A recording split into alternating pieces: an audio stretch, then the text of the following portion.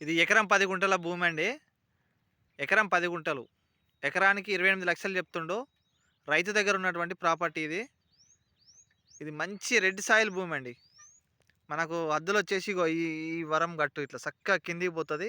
ఆ నుంచి అక్కడ కింద కనిపించే హద్దు కానుంచి ఆవు మేసే కానుంచి మళ్ళీ అక్కడ కడీలుంటాయి. కడీల నుంచి ఇట్లొస్తది. ఇగో ఇది మనకు బీటీ రోడ్డుకు జస్ట్ మనకి సెకండ్ బిట్టే ఇది.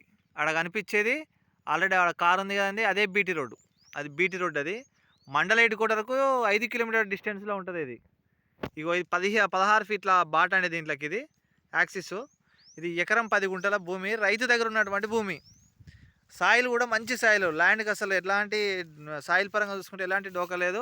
ప్యూర్ అంటే pure red soil. Excellent soil ఇది.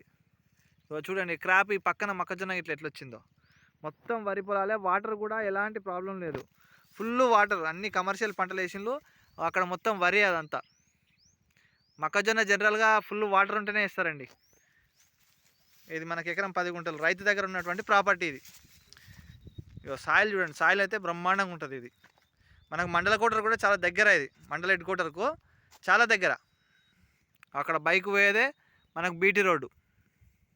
ఆ బైక్ నుంచి బీటీ రోడ్ అది. ఇది రైతు దగ్గరనే ఉన్నది. ఇంట్రెస్ట్ ఉన్న వాళ్ళు కాల్ చేయండి. మంచి బిట్టు. ఎకరం 10 గుంటలు. బాక్స్ లాగా ఉంటుంది. స్క్వేర్‌గా ఉంటుంది.